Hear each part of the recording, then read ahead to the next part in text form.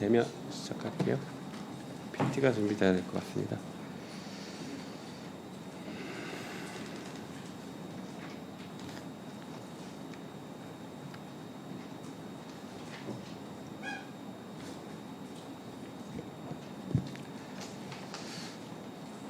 네, 우리 저희 강진구 기자님께 질의 드려야 될 것 같습니다. 방금 그 장시호가 자신의 말을 뒤집었다, 자기가 과장해서 얘기한 것이다라고 김영철 검사에게 뭐 카톡을 보냈다라고 얘기가 나왔습니다. 네. 그거에 대해서 좀 보시죠. 아직 화면이 안 뜨나요? 자, 이 부분입니다. 자, 왼편에 있는 것은 김영철 검사가 공개한 것이고요. 오른쪽은 장시호 씨가 공개한 겁니다. 자, 왼쪽 것을 먼저 보면, 아니 오른쪽 걸 먼저 보죠. 오른쪽에 장시호가 김영철 검사에게 보낸 것은 2013년 11월 7일 오후 2시 9분입니다. 그런데 왼쪽 화면이 이제 중요한데요. 다음 페이지 보시죠. 이게 뭐냐면요.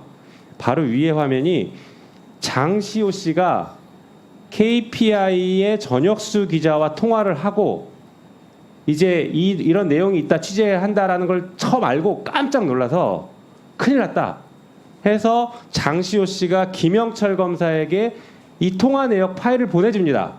그 뒤로 아무 말이 없어요.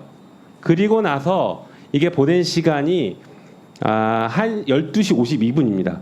약 1시간 10분, 20분 지난 뒤에 느닷없이 사과 문자를 보냅니다. 네.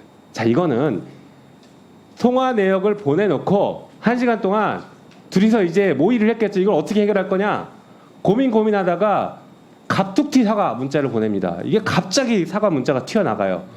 제가 지금 해석한 게 맞습니까? 네, 둘 사이에 친분이 없었다고 얘기한다면 갑작스럽게 저런 기자 나눈 녹취 파일을 장시호 씨가 김영철 검사한테 보냈다면 김영철 검사가 이게 뭡니까라고 물어보는 게 상식적이겠죠. 그렇죠. 네. 자, 그리고 방금 말씀드린 것처럼 통화 녹음을 보내줍니다.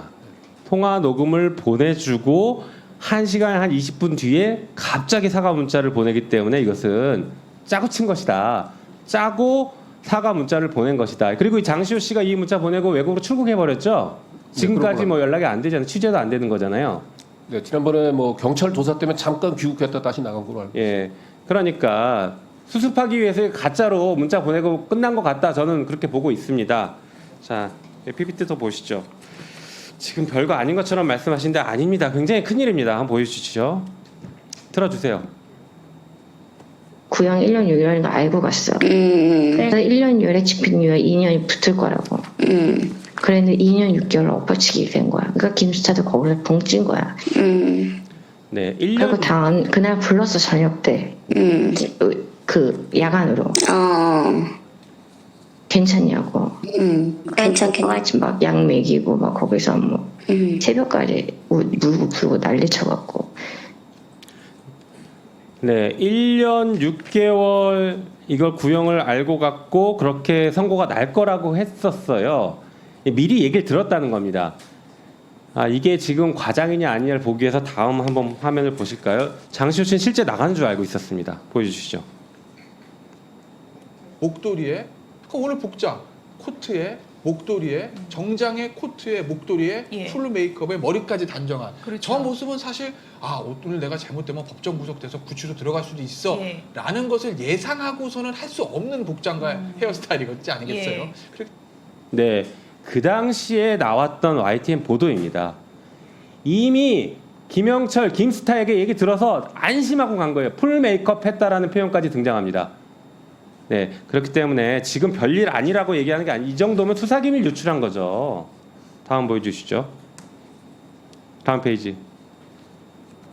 제가 출소하고 나서 만났는데 저한테 자랑하듯이 보여줬던 사진 중에 하나가 이제 그 자기 아들 초등학생인데 수의 입은 모습 못 보여준다고 이러면서 같이 사복을 입고 그 검사실 뒤에 이제 하얀색 커튼을 쳐놓고 해피벌데이 막 이렇게 꾸며놓고 케이크 들고 같이 찍은 사진이 있는 거예요. 그래서 이거를 검사님이 해주신 거야. 그랬더니 응 이렇게 말을 해서 네, 아들 검사실에 불러서 아들 생일 파티까지 했다는데 이문정 검사님 이거 굉장히 이례적인 일이죠. 있을 수 없는 일 아닌가요? 특수부에서는 덜어 있는 것 같습니다. 덜어 있는 것 이은정 같습니까? 증인님 마이크 좀 가까이 좀 네. 대세요. 네, 특수부에서는 제가 자, 홍명수 사건 하면서 보니까 네, 놀라운 장시호 일이 씨가 일반 사복을 입고 나갔다라고 하는데 이런 출정도 있습니까? 사복을 갖고 온 사람이 밖에 있다가 갈아입게 해준 것 같은데요. 그런 것 같습니까? 네. 네. 그것도 굉장히 큰 편의 제공인 것 같네요. 다음 페이지 또 보여주실까요?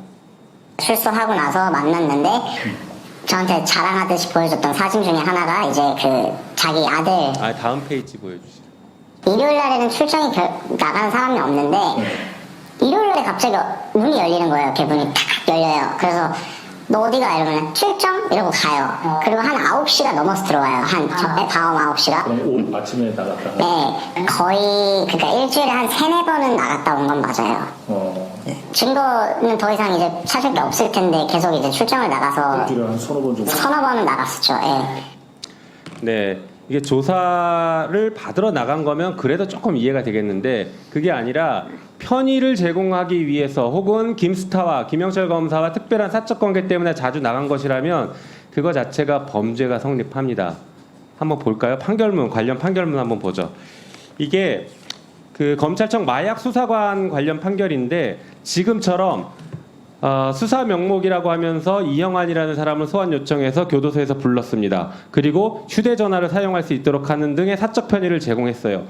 이런 행위를 한 마약 수사관이 그러니까 구치소장과 교도관에게 의무 없는 일을 했다라고 해서 직권남용죄가 성립됐고 이분은 뇌물죄가 일부 있긴 있지만 징역 7년을 선고받습니다. 굉장히 중하게 처벌받아요. 다시 말해서 사적인 어떤 관계 혹은 편의를 제공하기 위해서 수용돼 있는 사람을 불러냈다라고 하면 직권남용죄가 성립합니다. 수사관에게는 이렇게 가혹하게 직권남용죄 징역 7년 선고하는 이 법 체계에서 어떻게 김영철 검사는 이런 일에 대해서 무책임하고 자기는 아무런 죄가 없다 이렇게 얘기할 수 있습니까? 도저히 이해가 안 갑니다. 다음 페이지 보여주실까요? 그 다음에 보면 아이스크림 먹었다는 얘기가 나와요. 이거는 다른 사람 얘기가 아닙니다. 한동훈 지금 당대표 얘기입니다. 아이스크림을 줬다. 할인사를 줬다. 이런 얘기를 공개적으로 했습니다. 편의 제공 아닙니까 이거?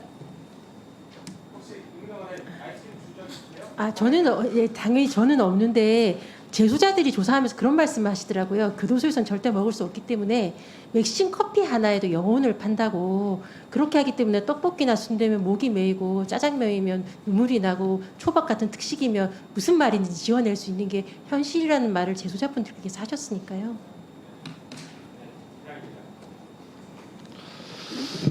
네,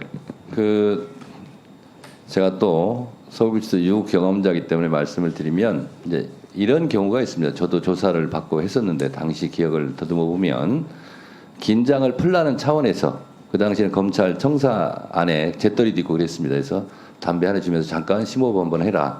그래서 담배 한 대 주면서 진술을 받아내기 위해서 이렇게 진정을 시키기 위해서 이제 그런 경우도 좀 있고 그리고 구치소에서는 커피를 못 마시지 않습니까? 그래서 커피 한 잔 마시면서 좀 숨 돌리고 조사에 응해라. 이제 이런 경우는 뭐 조사하면서 저는 정상이라고 저는 생각하거든요. 뭐 그리고 이렇게 진정시키고 긴장하고 막 그러거든요. 이 조사자들이 검찰청에 가면 그런 경우는 이문정 검사님 종종 있지 않았겠어요?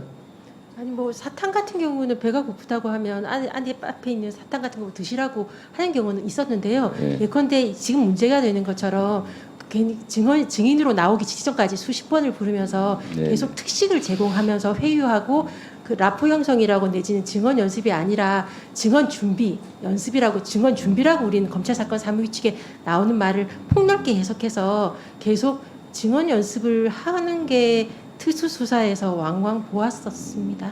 네, 네. 알겠습니다. 다음은 주진우 의원님. 예.